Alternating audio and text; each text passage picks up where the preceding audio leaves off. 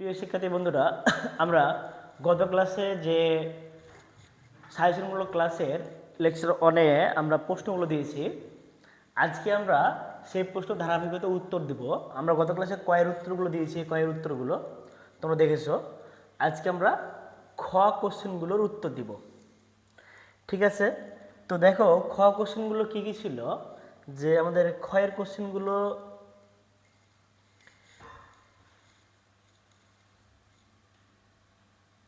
দেখো, এখান থেকে ক্ষয়ের কোশ্চেনগুলো ছিল আমাদের যে বোর পণ্য মডেলের দুটি সীমাবদ্ধতা লিখো। ওকে, ক্ষয়ের সলিউশন আমরা চলে আসবে এখন। যে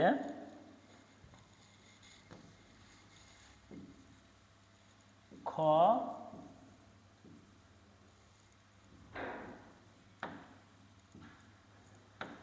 প্রশ্নের উত্তর।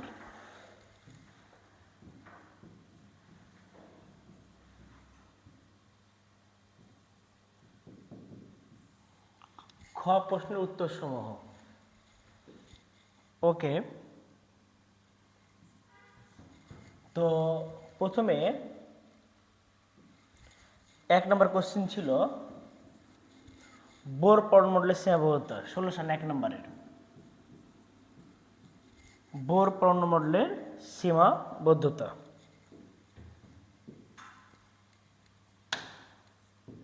বোর পরমাণুর মডেলের সীমাবদ্ধতা দুটো লিখতে বলেছে।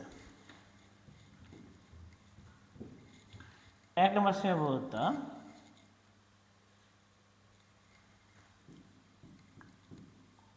বোর পরমাণু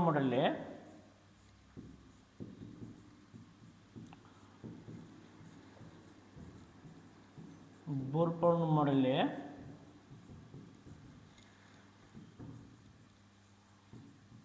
কক্ষপথ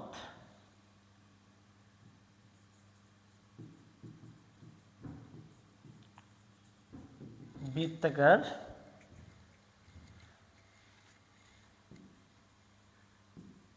বলা হয়,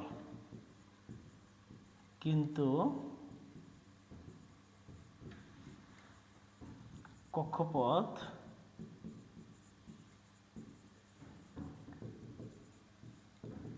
উপবৃত্তাকার হয়।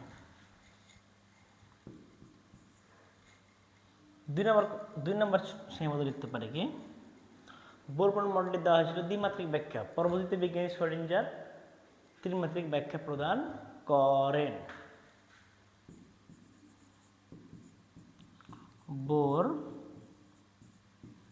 পরমাণুর মডেলটিতে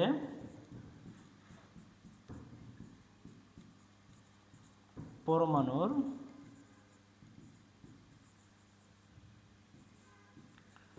দ্বিমাত্রিক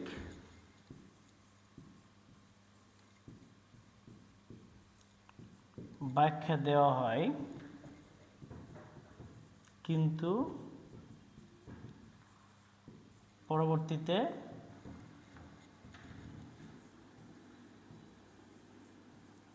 ত্রিমাত্রিক ব্যাখ্যা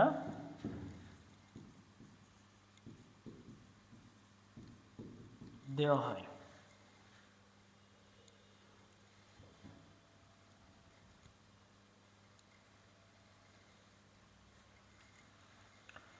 ওকে, এবার চলে আসো আমাদের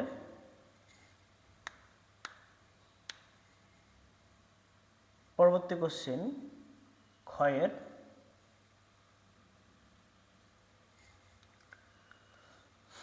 দেখো, ইলেকট্রন দ্বৈত ধর্ম আলোচনা বা ডি-বর্গের সমীকরণ ব্যাখ্যা করো।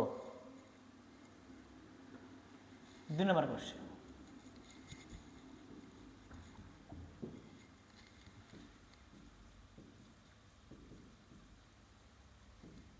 ডি-ব্রগলিও সমীকরণ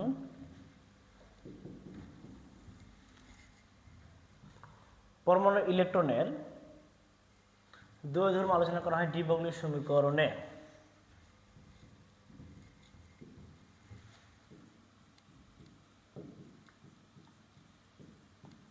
পরমাণুর ইলেকট্রনের দ্বৈত ধর্ম আলোচনা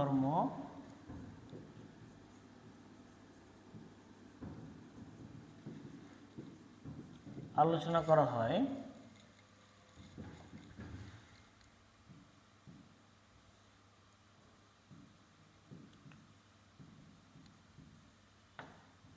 ডি ব্রগলিও সমীকরণে। পরমাণুর ইলেকট্রনের দ্বৈত ধর্ম আলোচনা করা হয় ডি ব্রগলিও সমীকরণে।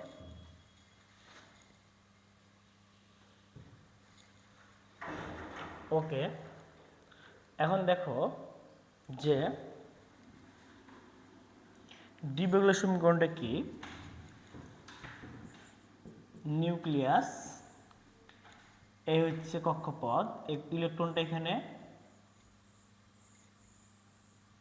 তরঙ্গ আকারে ঘূর্ণায়মান। এই তরঙ্গ আকারে ঘূর্ণায়মান রয়েছে, এটা হচ্ছে ডি ব্রগলিও সমীকরণ। এটা আলোচনা করতে হলে আমাদেরকে প্রথমে করতে হবে কি, দেখো যে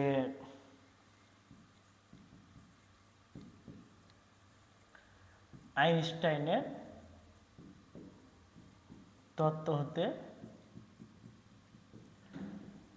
ই সমান এমসি স্কোয়ার, 1 নম্বর সমীকরণ। ম্যাক্স প্লাঙ্কের তত্ত্ব হতে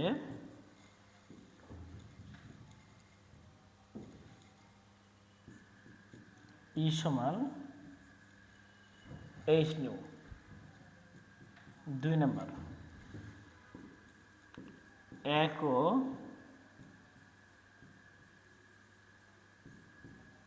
2 হতে পাই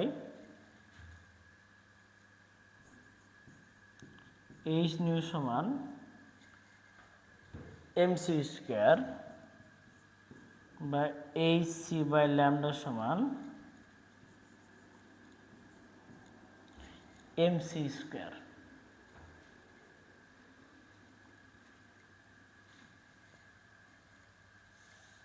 দেখো এখানে উভয় পক্ষ থেকে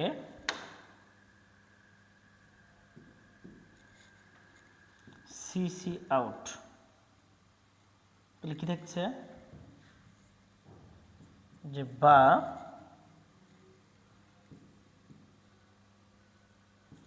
এইচ বাই ল্যামডা সমান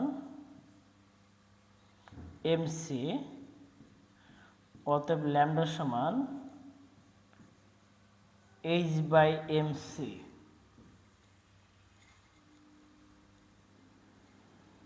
দেখো এখানে সি আলোর বেগকে ভি দ্বারা প্রকাশ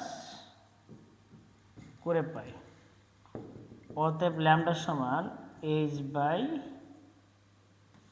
এম ভি।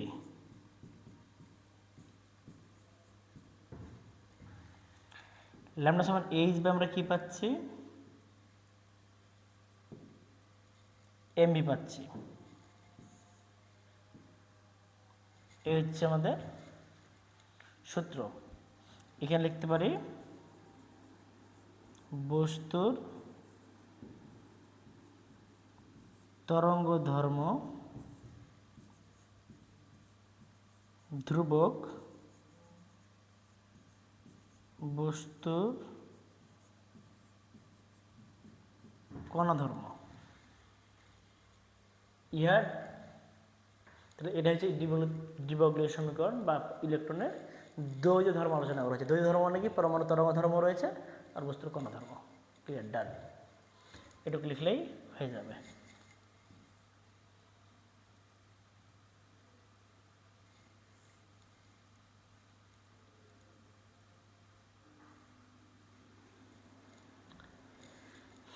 এই হচ্ছে আমাদের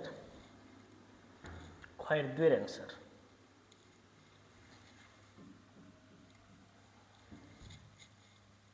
তিন নম্বর কোশ্চেনের অ্যান্সার দেখো।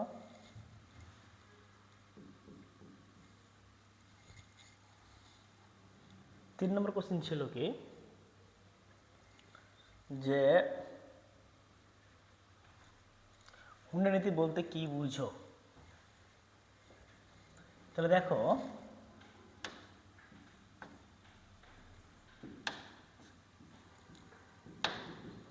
এই কোশ্চেনটা ভাইয়া খ প্লাস গ উভয়ই আসতে পারে। উদ্দীপক দিয়ে থাকে তাহলে গয়ে আসবে, উদ্দীপক ছাড়া আসলে ক্ষয়ে আসবে। তো দেখো আমরা প্রথমে যেটা করব সেটা হুন্ডা নীতি বলতে কি বুঝবো, আমরা অলরেডি কয়ে পড়েছি, তাই না? অলরেডি কয়ে আমরা পড়েছি। তাহলে এখন আমাদের যে কাজটা হচ্ছে সেটা সর্বপ্রথম দেখো তুমি যে একটি পরমাণুর বহিস্থ শক্তি স্তরের সম শক্তি সম্পন্ন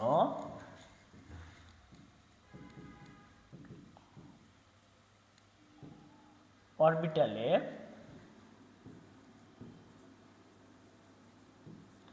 ইলেকট্রন সমূহ সর্বোচ্চ বিজোড় অবস্থায় প্রবেশ করে।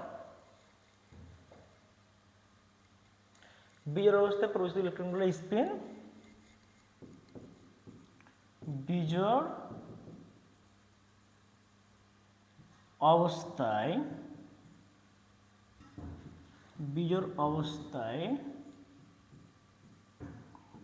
প্রবেশকৃত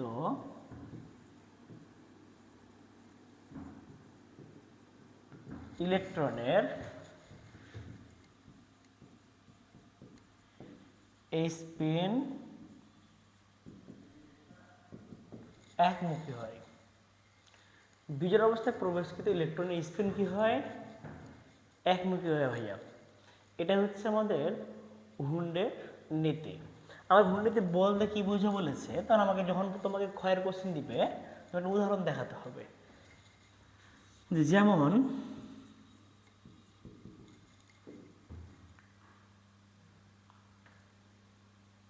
অক্সিজেন পরমাণুর ক্ষেত্রে O8 1s2 2s2 2p4,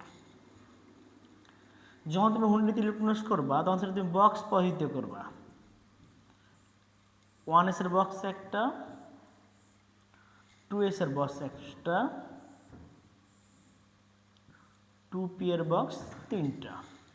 এটা 1s 2s 2px 2py 2pz। 1s 2s 2px 2py 2pz।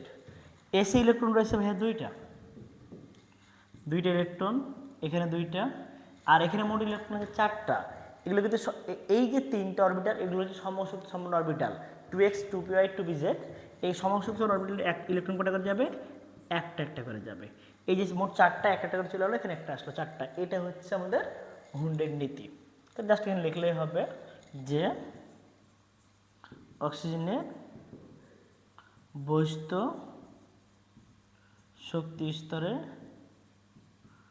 2px 2py ও 2pz সম শক্তি সম্পন্ন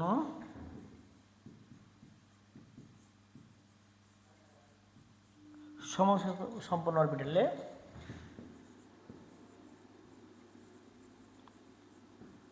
ইলেকট্রন সমূহ সমশক্তি সম্পন্ন ইলেকট্রন সমূহ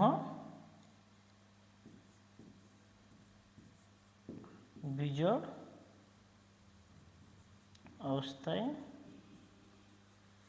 প্রবেশ করেছে।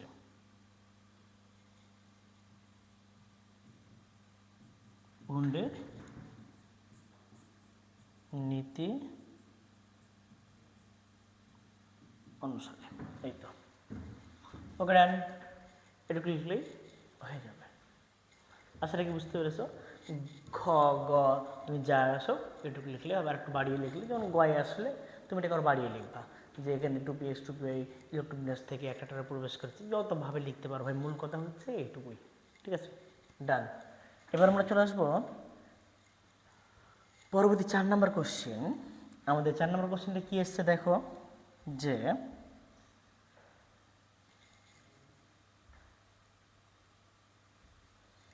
4 নম্বর কোশ্চেন কি ছিল? 4 নম্বর কোশ্চেন ছিল হচ্ছে পলির বর্জনীতি ব্যাখ্যা করো। দেখো পলির বর্জন নীতি 4 নম্বর,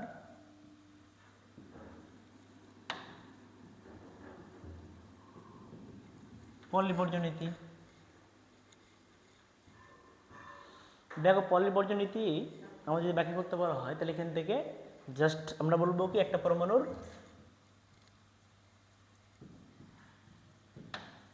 একটি পরমাণুর দুটি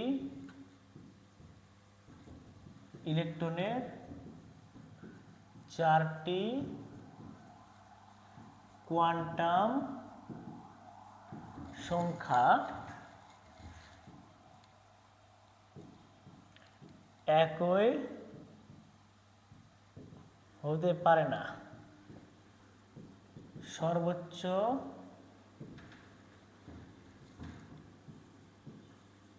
তিনটি একই হলেও 4 নংটি ভিন্ন হতে হবে। সর্বোচ্চ 3টি একই, 4 নংটি ভিন্ন হতে হবে, একে পলির বর্জন নীতি বলে। একে পলির বর্জন নীতি বলে। এবার দেখো আমাদের যে কাজটা করতে হবে,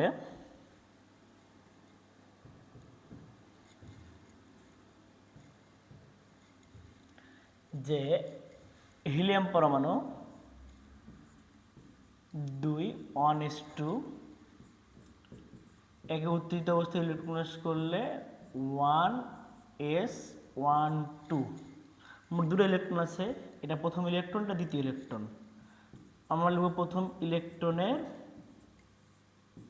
জন্য, প্রথম ইলেকট্রনটা কোন কক্ষপথে রয়েছে? 1 নম্বর, এন এর মান 1, পূর্ণ প্রসক্ত স্তর এস, এল এর মান কি 0, এন এর মান 1, এল এর মান কি 0। আচ্ছা, এম এর মান, এল এর মান 0 হলে এম এর মান তো অটো 0। এস এর মান, এটা কি প্রথম ইলেকট্রন না? প্রথম ইলেকট্রনের জন্য এস এর মান হবে +½ প্রথম ইলেকট্রনের জন্য এস এর মান হবে কি +½ এবং দেখো দ্বিতীয় ইলেকট্রনের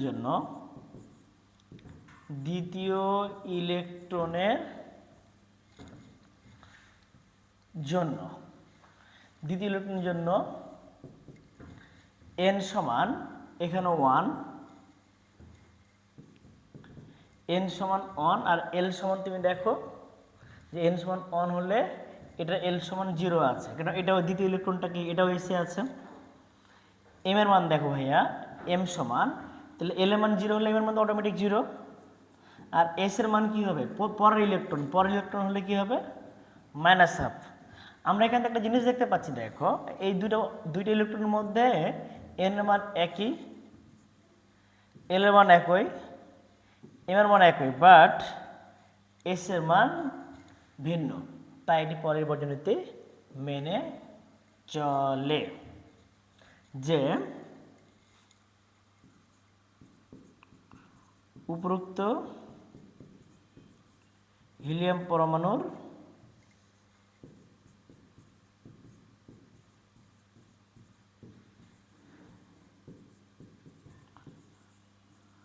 দুটি ইলেকট্রনের NLM এর মান একই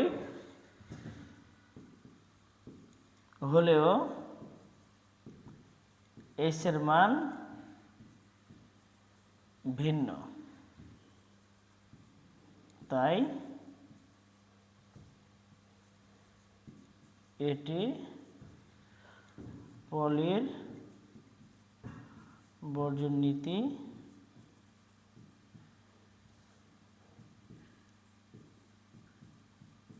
মেনে চলে বা নির্দেশ করে। এই তো মেনে চলে বা নির্দেশ করে, যা লিখবা তাই হবে।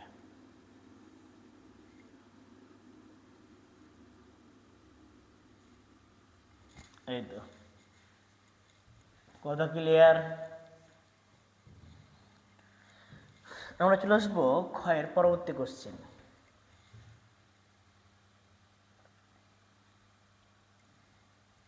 দেখো এগুলো তো গয়েরও হবে, এটা শুধু কিন্তু গ প্লাস খ উভয়েরই, ঠিক আছে। আমরা এখন ইউভি রশ্মির ব্যবহার লিখো, আইআর রশ্মির ব্যবহার লিখো। ইউভি রশ্মির ব্যবহার, আইআর রশ্মির ব্যবহার তোমরা বই থেকে পড়ে নিবা। হ্যাঁ, ইউভি রশ্মির ব্যবহার হচ্ছে জালটাকে জাল পাশ শনাক্তকরণে, জীবন ধ্বংসকরণে। এ সুন্দর করে বইয়ে দেওয়া আছে, এটা পড়ে নিবা। আমার খাতায় লিখে দেওয়া আছে, আইআর রশ্মির ব্যবহারও লিখে দেওয়া আছে। আমরা চলে আসবো হচ্ছে জালটাকে জাল পাশ শনাক্তকরণে ইউভি রশ্মির ব্যবহার, এটা চলে আসবো। তো দেখো যে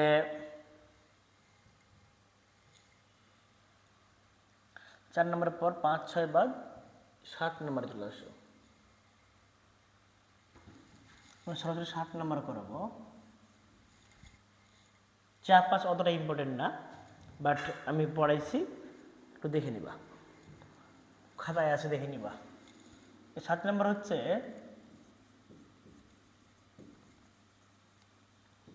জাল টাকা ও জাল পাসপোর্ট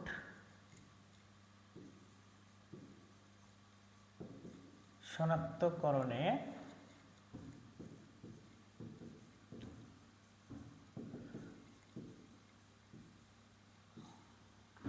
ইউভি রশ্মির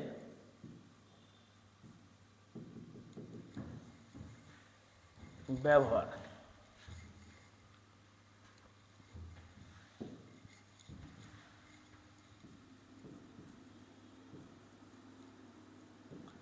জাল টাকা ও জাল পাসপোর্ট শনাক্তকরণ করতে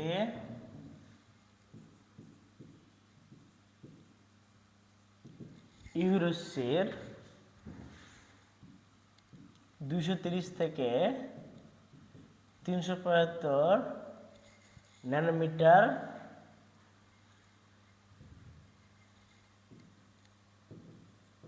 তরঙ্গ দৈর্ঘ্য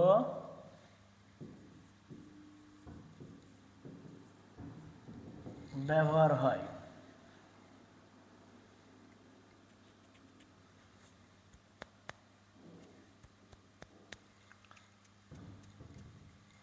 আচ্ছা, আসলে একটা ফসফর নামক কেমিক্যাল পদার্থ বিদ্যমান। ওই ফসফর নামক কেমিক্যাল পদার্থ দিয়ে সব কিছু করা হয়। যে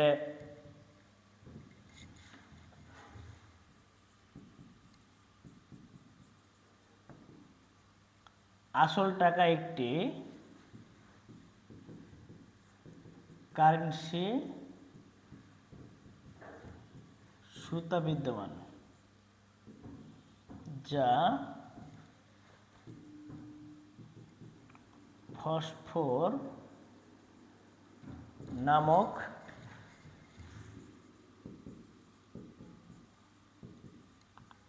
রাসায়নিক পদার্থ দ্বারা গঠিত। তাহলে এই যে ইউভি রশ্মির জালটাকা বা জালপাশা শনাক্ত করতে ব্যবহার করছে এই ফসফর নামক কেমিক্যাল। এই ফসফর নামক কেমিক্যালটি ফসফর নামক রাসায়নিক পদার্থটি ফসফর নামক রাসায়নিক পদার্থটিতে ইউভি রশ্মি নিক্ষেপ করা হলে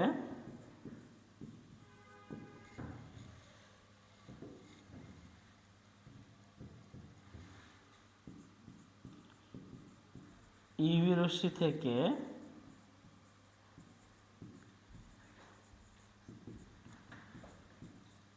কিছু পরিমাণ শক্তি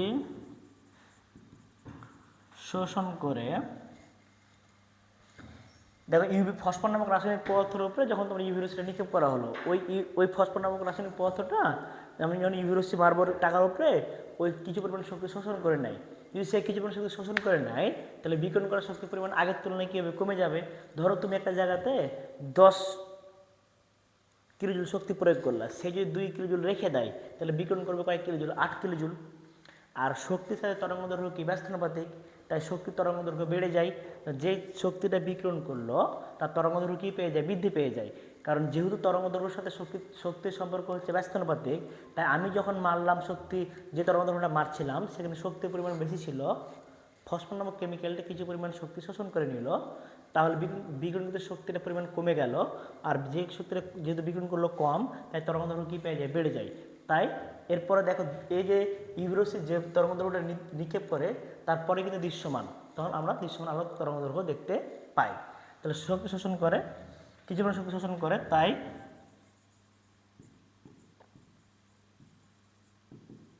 বিকিরণকৃত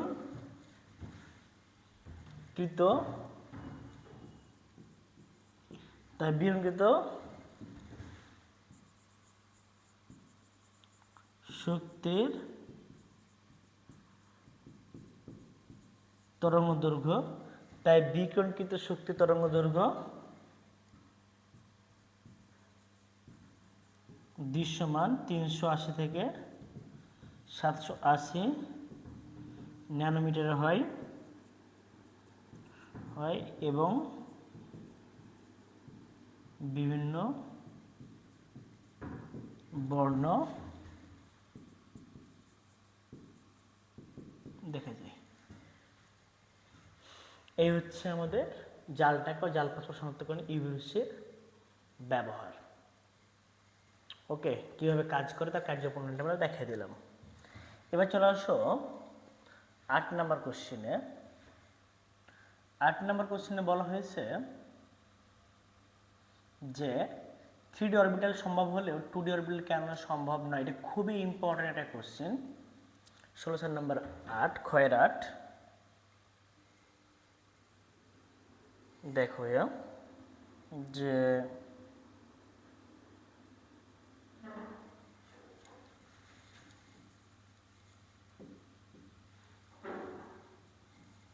ক্ষয়ের 8 3D অরবিটাল সম্ভব হলেও 2D অরবিটাল কেন সম্ভব নয়? 3D অরবিটাল সম্ভব হলেও 2D অরবিটাল কেন সম্ভব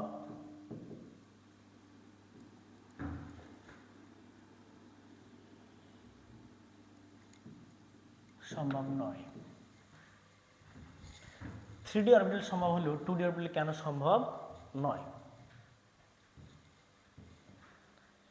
3D উপশক্তি স্তরে n এর মান 3 হলে 3D উপ শক্তি স্তরে n সমান 3, তাই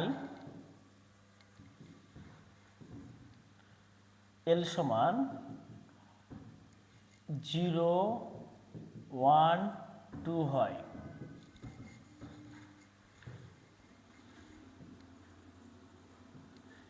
এখানে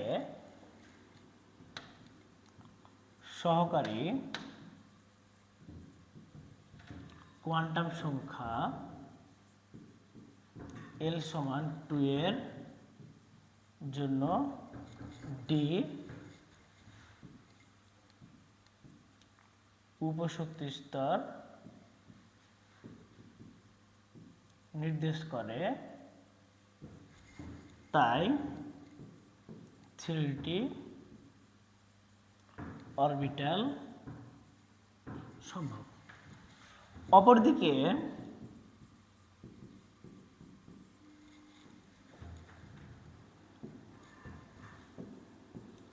টুডি উপশক্তি স্তরে n সমান 2 এর জন্য l সমান 0 আর 1 হয়, তাই 2s ও 2p অরবিটাল গঠন করলেও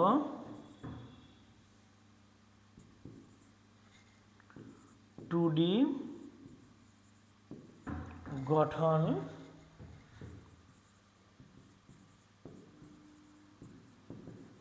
করতে পারে না। জাস্ট এটুকু লিখলেই হয়ে যাবে। ক্ষয়ের 8 শেষ। 9 নম্বর বলছে পটাশিয়ামের 19তম ইলেকট্রনটি 3D অরবিটাল না গিয়ে 4s কেন যায়? তোমরা এটা জানো, তারপর আমি একটু হালকা হিন্ট দিচ্ছি। দেখো,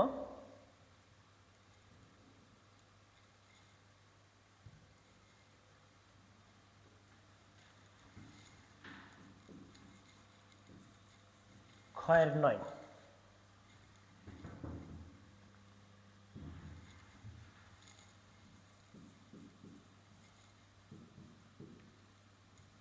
পটাশিয়ামের 19তম ইলেকট্রনটি 3Dতে না গিয়ে 4s যায়, কারণ আফবাউ নীতি অনুসারে আফবাউ নীতি অনুসারে 3Dতে শক্তি 3 প্লাস 2 সমান 5 এবং 4s এ শক্তি 4 প্লাস 0 সমান 4।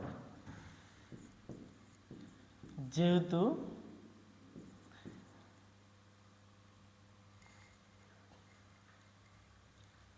থ্রিডিতে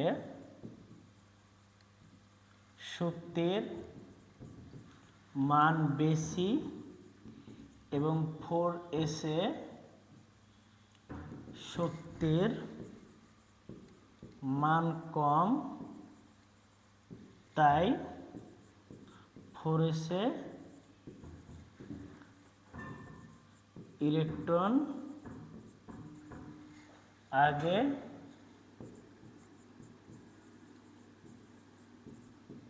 প্রবেশ করে, 4s এ ইলেকট্রন আগে প্রবেশ করে। এই হচ্ছে আমাদের অ্যান্সার। খুব সহজ। দেখো, আমাদের মোটামুটি খ শেষ, আর এরপরে যেগুলো আছে রাদারফোর্ডের পর্যবেক্ষণ আমরা লিখতে পারবো। বোর পারমাণবিক কৌণিক ভরবেগের তত্ত্বটি আমি লিখে দিয়েছি, ওই দুটা ওভাবে লিখে দিবা, ঠিক আছে? এগুলো পড়াইছি, বাট আমি এখন লিখে দিলাম এগুলো। আমরা সরাসরি গয়ে চলে যাব। গয়ের কোশ্চেন, উদ্দীপকের সর্বশক্তি স্তরে ইলেকট্রন ধারণ ক্ষমতা কোয়ান্টাম সংখ্যার সাহায্যে দেখাও। খুব ইম্পর্টেন্ট। আমরা সরাসরি চলে আসবো গ এর সলিউশন। গ এর প্রশ্নের সমাধান। গ এর প্রশ্নের সমাধান আমি খালি ইমেজ দেবো, দেখাই দেবো, হয়ে যাবে তোমাদের ইনশাআল্লাহ। উদ্দীপকটা দেখো, তাহলে বুঝতে পারবা।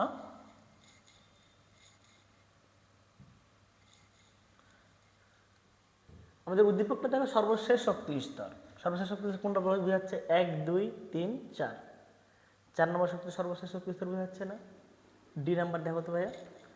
4 নম্বর শক্তি স্তর সর্বশেষ শক্তি স্তর বোঝাচ্ছে। 4 নম্বর শক্তি স্তর, তাহলে আমাদের 4 নম্বর শক্তি স্তরে ইলেকট্রন ধারণ ক্ষমতা কোয়ান্টাম সংখ্যার সাহায্যে দেখাতে হবে।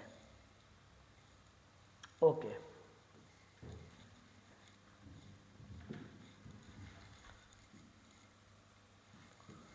উদ্দীপকের সর্বশেষ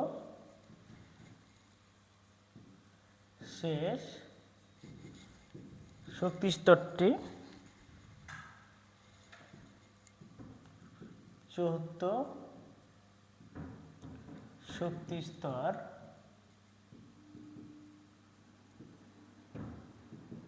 নির্দেশ করে। উদ্দীপকের সর্বশেষ শক্তি স্তরটি চতুর্থ শক্তি স্তর নির্দেশ করে। তাহলে সর্বশেষ শক্তি স্তর চতুর্থ শক্তি স্তর যদি নির্দেশ করে, তাহলে আমাদের চতুর্থ শক্তি স্তর ইলেকট্রন ধারণ ক্ষমতা কোয়ান্টাম সংখ্যার সাহায্যে দেখাতে হবে। চতুর্থ শক্তি স্তরে ইলেকট্রন ধারণ ক্ষমতা কোয়ান্টাম সংখ্যার সাহায্যে দেখানো হলো।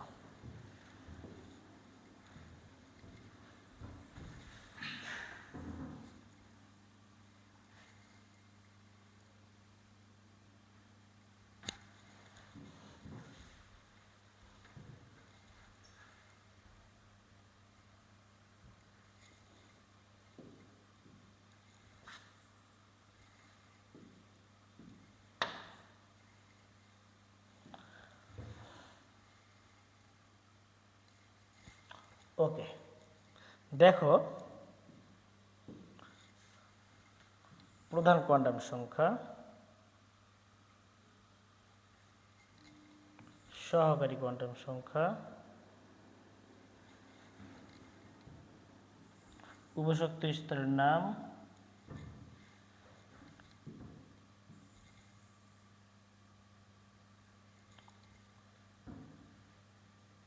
ম্যাগনেটিক কোয়ান্টাম সংখ্যা, অরবিটাল সংখ্যা,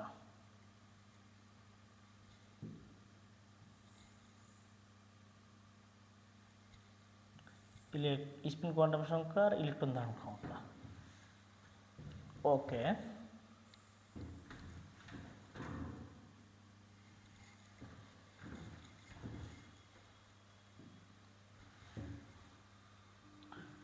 দেখো প্রধান কোয়ান্টাম সংখ্যা n, সহকারী কোয়ান্টাম সংখ্যা l,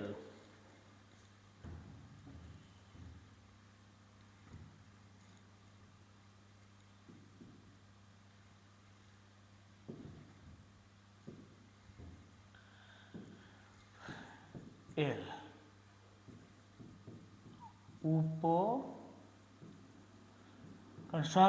সহকারী কোয়ান্টাম সংখ্যা থেকে উপশক্তি স্তরে নাম পাওয়া যায়। তারপরে দেখো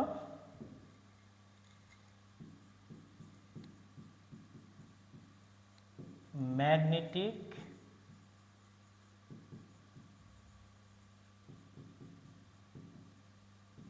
কোয়ান্টাম সংখ্যা, ম্যাগনেটিক কোয়ান্টাম সংখ্যা m। এখানে হচ্ছে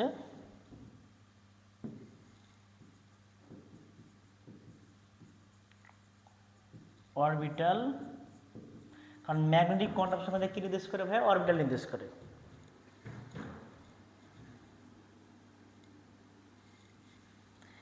স্পিন কোয়ান্টাম সংখ্যা, স্পিন কোয়ান্টাম সংখ্যা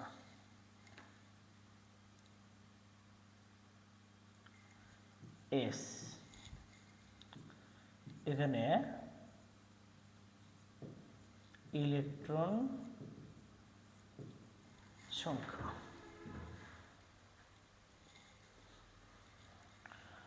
প্রধান কোয়ান্টাম সংখ্যাকে এখানে n দ্বারা প্রকাশ করা, n সমান এখানে 4। n সমান 4 এর জন্য আমাদের অটোমেটিক দেখো l এর মান কি কি আসবে? একটা 0, তাহলে 0 জন্য একটা ঘর চলে যাবে।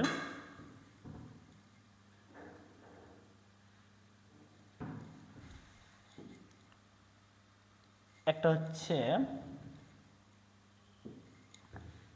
1, 1 এর জন্য একটা ঘর চলে যাবে।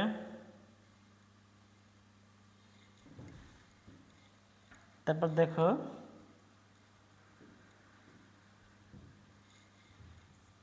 2, 2 এর জন্য একটা ঘর চলে যাবে।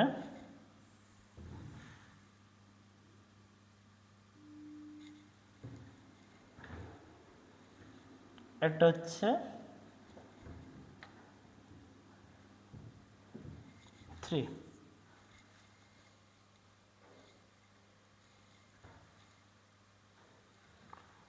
0 এর জন্য বোঝায় s, 4 নম্বর শক্তি স্তর 4s।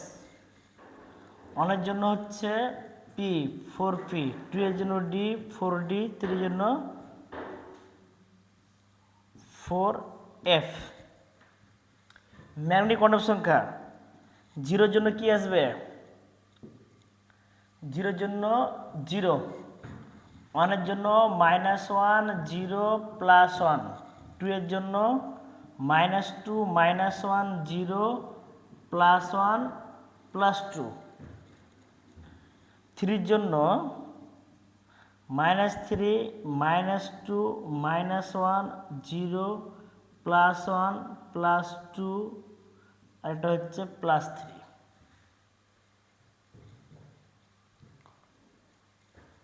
ওকে, অরবিটাল সংখ্যা m এর মান যত, অরবিটাল সংখ্যা তত।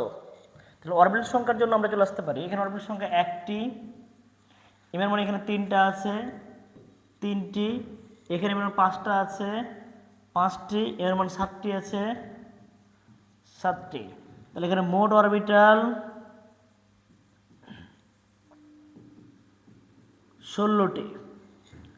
স্পিন কোয়ান্টাম সংখ্যা জয়টা m তয়টাই অরবিটাল, আর একটা অরবিটাল এরকম থাকে দুটো, একটা যে ঘড়ি কাটার দিকে, একটা ঘড়ি কাটার বিপরীত দিকে, প্লাস হাফ মাইনাস হাফ। তাহলে এখানে হচ্ছে একটা প্লাস মাইনাস হাফ, এখানে 3টা প্লাস মাইনাস হাফ, এখানে 5টা প্লাস মাইনাস হাফ, এখানে 7টা প্লাস মাইনাস হাফ। ইলেকট্রন সংখ্যা জয়টা অরবিটাল, তাহলে দুটো ইলেকট্রন থাকে। আচ্ছা, দুটো ইলেকট্রন থাকলে কি হবে? 1 × 2, 2, 3 × 2, 6, 5 × 2, 10, 7 × 2, 14। মোট ইলেকট্রন ধারণ ক্ষমতা দেখো, মোট ইলেকট্রন ধারণ ক্ষমতা 32। টেন্সের শেষ। হ্যাভি ইম্পর্টেন্ট এই কোশ্চেন তোমাদের জন্য।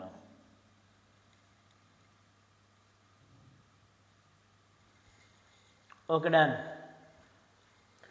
গ শেষ, গয়ের ক শেষ 1 নম্বর।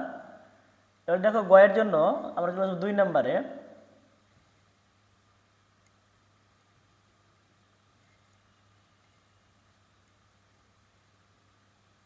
গয়ের 2 উদ্দীপকে ইলেকট্রনটি শক্তি শোষণ করে যে কক্ষপথে যায় ওই কক্ষপথের বেগ নির্ণয় করো। দেখো বলেছে উদ্দীপকের ইলেকট্রনটি শক্তি শোষণ করে যে কক্ষপথে যায় ওই কক্ষপথের বেগ। দেখো শক্তি শোষণ করে 1 নম্বর থেকে 3 নম্বরে আসে, ওই 3 নম্বর কক্ষপথের বেগ নির্ণয় করতে হবে।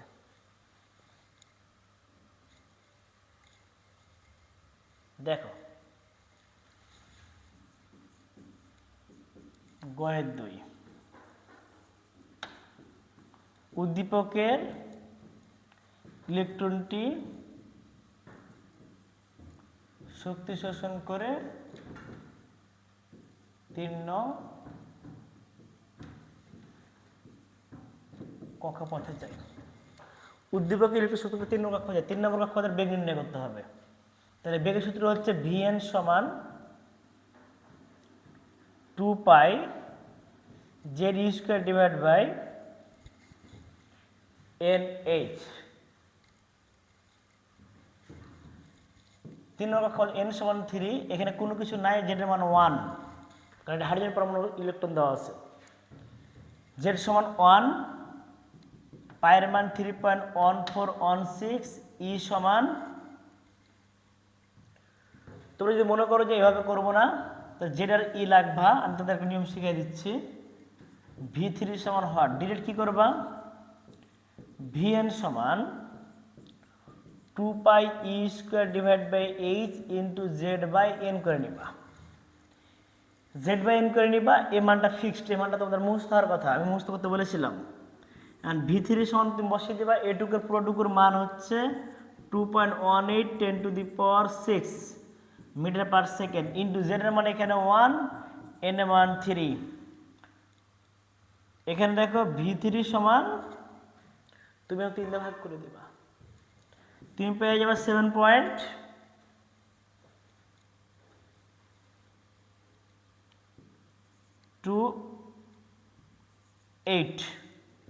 10⁵ মিটার পার সেকেন্ড। অ্যান্সার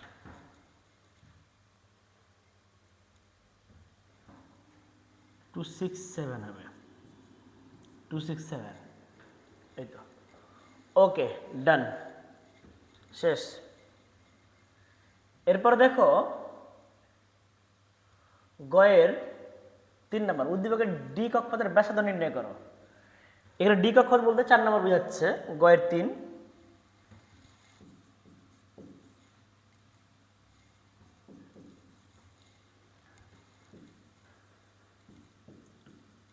উদ্দীপকের ডি কক্ষপথ চতুর্থ কক্ষপথ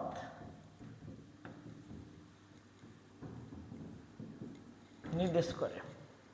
ডি কক্ষপথের চতুর্থ কক্ষপথ নির্দেশ করে, চতুর্থ কক্ষপথের ব্যাসার্ধ নির্ণয় করতে হবে।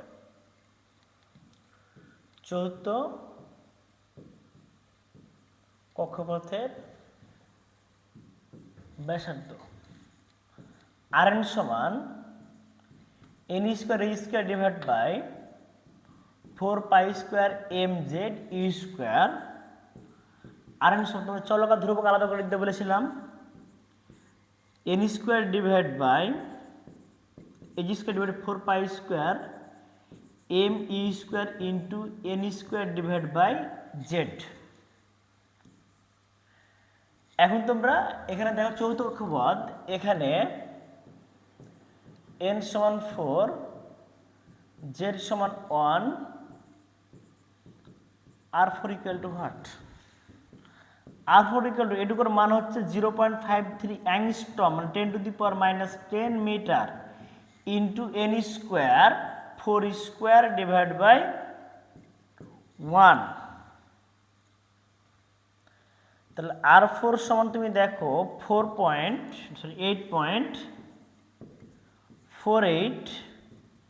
× 10⁻10।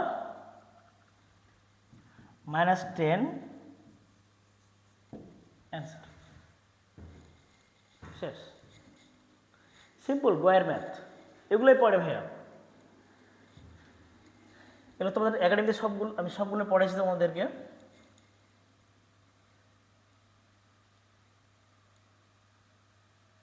দেখো যে গয়ের 4 নাম্বার, শিক্ষকতার ব্যাসার্ধ এত হলে তার বেগ কত? 4.3 10⁻³ হলে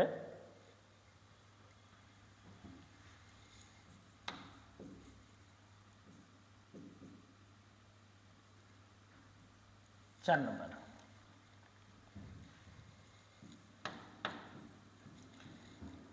দেখো আগেরটাতে বেগ বের করেছিলাম তখন কিন্তু সরাসরি কক্ষপথে কোনো বেগ দেওয়া ছিল না, আমরা ব্যাসার্ধ নির্ণয় করে ফেলেছিলাম। কিন্তু এখন আমাদের এই জায়গায় দেখো গয়ের যে কোশ্চেনটা আছে, দেখো যে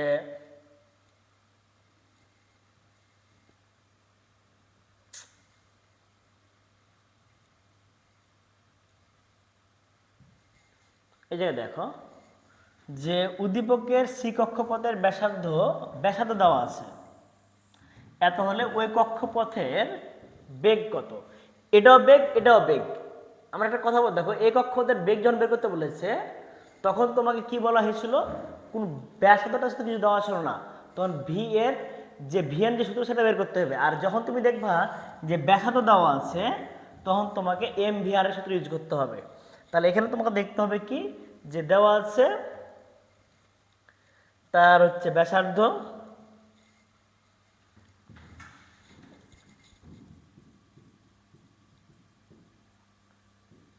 দেওয়া আছে আর সমান 4.38 10⁻⁸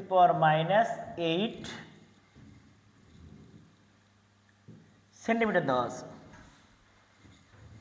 মিটারে দেওয়া আছে। দেখো হ্যাঁ, এখন এটাকে মিটার বানিয়ে নাও। 4.38 10⁻⁻10 মিটার। আর দেওয়া আছে আমাদের সূত্র, এখানে আর দেওয়া আছে, তাহলে এখানে ভি বের করতে বলেছে কক্ষপথ। এখানে বলেই দিয়েছে আমাদের এই জায়গায় বলে দেওয়া হয়েছে যে সি কক্ষপথ। সি কক্ষপথ বলতে কোনটা বোঝাচ্ছে? দেখো সি কক্ষপথ বলতে আমাদের এ বি সি 3 নম্বর বোঝাচ্ছে। তাহলে এখানে আমার এন সমান কত হবে? দেখো আমাদের এন সমান, এখানে এন সমান হচ্ছে 3, এন সমান 3। তাহলে এম ইলেকট্রনের ভর, আমি এখানে এম কে এসে নিয়েছি, তাহলে ভর ডাটাগুলো সব এম কে আসবে 9.11 ইন্টু 10⁻31 কেজি।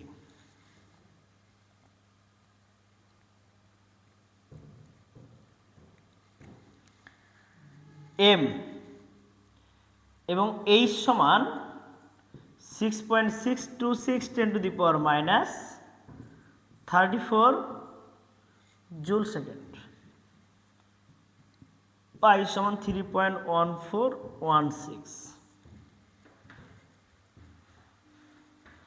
এখন লক্ষ্য করো এখানে যে আমাদের সূত্রটা হচ্ছে এম ভি আর সমান NH divide by 2 pi. M v r সমান NH ডিভাইড বাই 2 পাই। তাহলে এখানে ভি সমান NH divide by 2 pi M আর।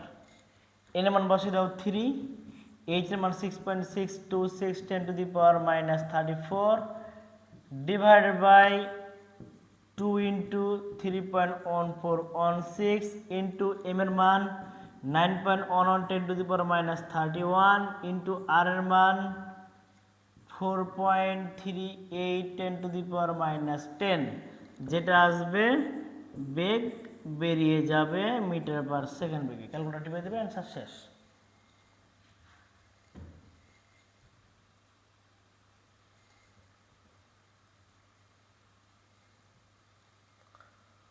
ওকে, দেখো এবার হচ্ছে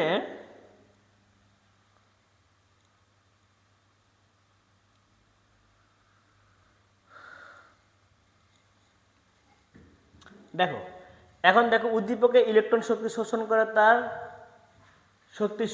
তার নির্ণয় করো।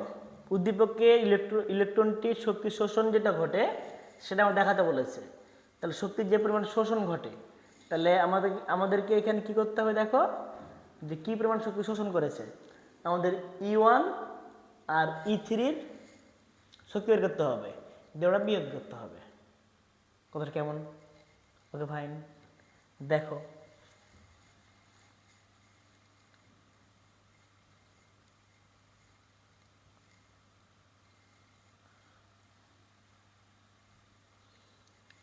আমরা হচ্ছে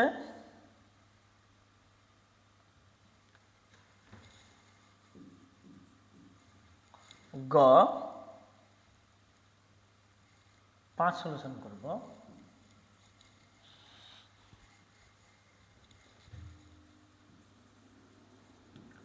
শোষণকৃত শক্তির পরিমাণ, শোষণকৃত শক্তির পরিমাণ, শোষণকৃত শক্তির পরিমাণ। এক্ষেত্রে আমরাকে যেহেতু দুটার পার্থক্য বের করতে বলেছে, তাহলে আগে আমার C1 আমাদের E1 আর হচ্ছে E3 মান বের করতে হবে। শক্তি শোষণ করে কি ইলেকট্রনটি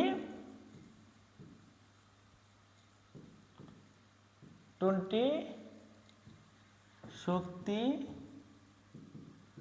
শোষণ করে প্রথম কক্ষপথ থেকে তৃতীয়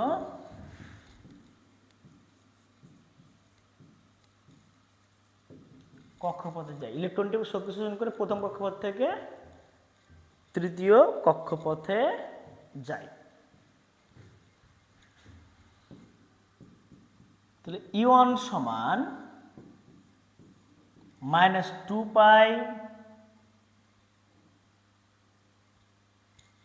আগে EN সূত্র লিখবা। EN সমান -2π square mz² e⁴ divide by n square h square. আমরা EN সমান লিখতে পারি 2π square m e⁴ divide by h square into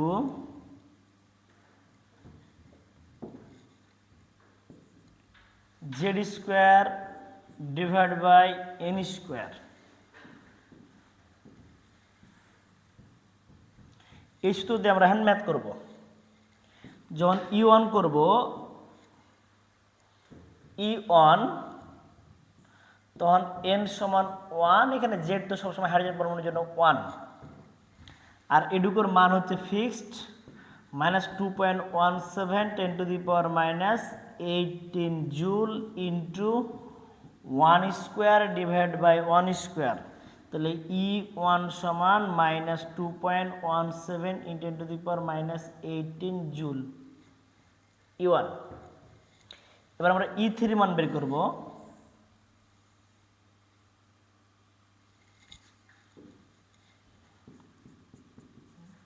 E3 সমান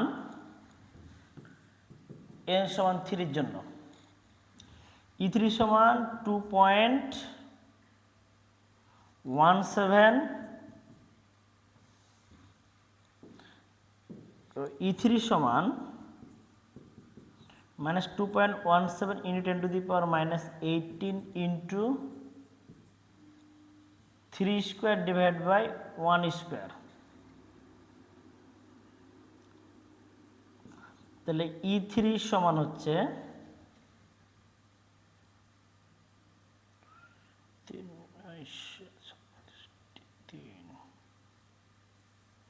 3 9 × 9 63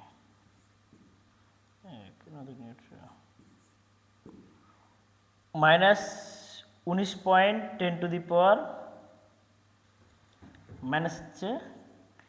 10⁻⁻18 জুল। তাহলে দেখো অতএব শোষণকৃত শক্তির পরিমাণ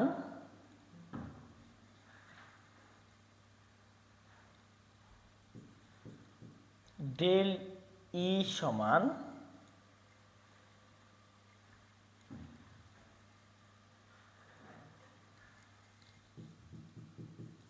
E3 মাইনাস E1 বাদ দিয়ে দিবা, অ্যান্সার শেষ। অতএব ডেল ই সমান minus 19.53 10 to the power minus 18 minus 2.17 10 to the power minus হচ্ছে 18। এই হচ্ছে বাদ দিলে যেটা আসবে সেটা অ্যান্সার, 17 পয়েন্ট সামথিং আসবে যেটা। এই তো ওকে।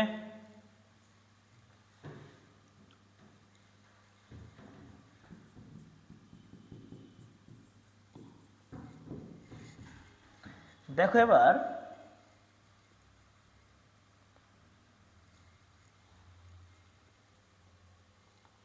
আমাদের পরের কোশ্চেন, সি এর শক্তির মান। ভাই এটা তো অলরেডি করা হয়ে গেছে। দেখো না, যে শক্তি পরিমাণ আমরা যেটা সূত্র শিখালাম EN, ওই সূত্রতে ম্যাথ করে ফেলবে, অ্যান্সার শেষ। বিকিরিত শক্তি তরঙ্গ দৈর্ঘ্য দেওয়া আছে ল্যামডা, তার শক্তি পরিমাণ চেয়েছে। তো 7 নম্বর দেখো, গয়ের 7,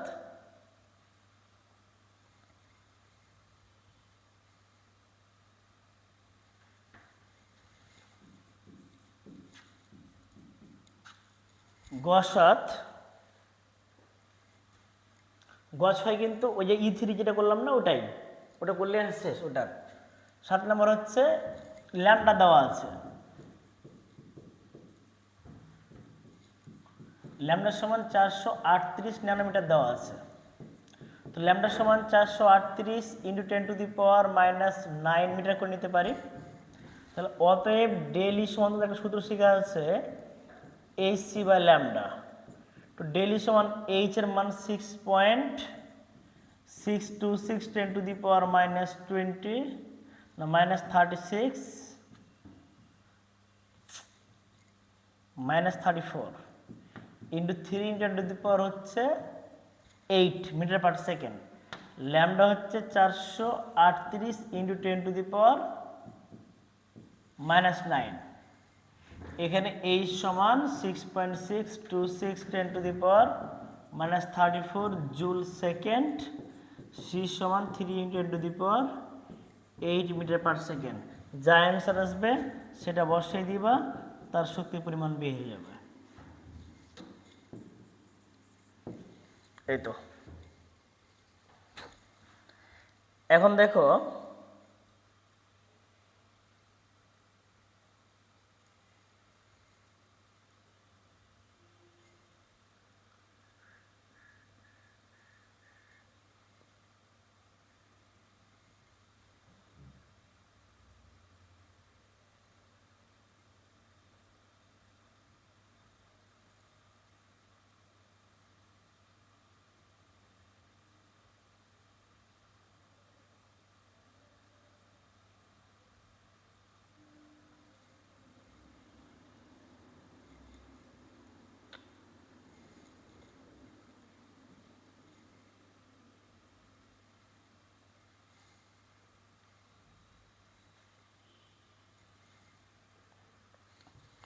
ওকে,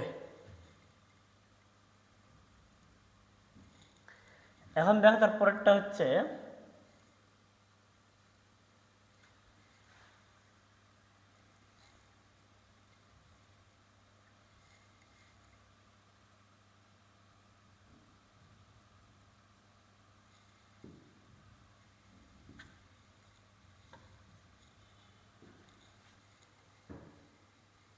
একটা ছোট্ট মিস্টেক হয়ে গেছে।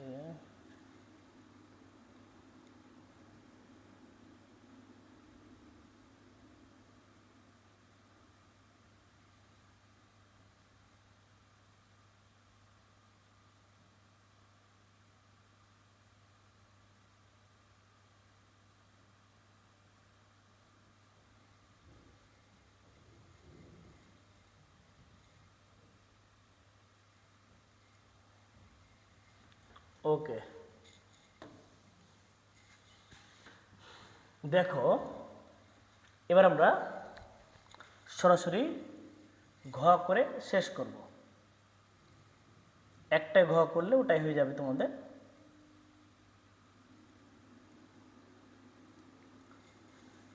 আমাদের ঘয়ের 1 উদ্দীপকের বিকিরণিত শক্তির তরঙ্গ দৈর্ঘ্য নির্ণয় করো। এই একটাই কোশ্চিন বাই ফিক্সড, এটা করলেই হবে। এটা করি আমি শেষ করবো আজকে। ঘয়ের 1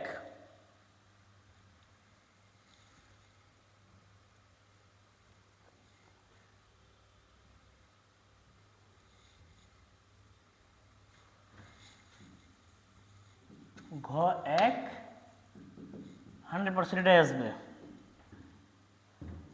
ঘ 1-এ বলা হয়েছে উদ্দীপকের ইলেকট্রনটি শক্তি বিকিরণ করে যে কক্ষপথে আসে তার বিকিরণিত শক্তির পরিমাণটা বের করতে বলেছে। যখন শক্তির বিকিরণ করবে তোমরা বর্ণালী দিয়ে ম্যাথ করবা।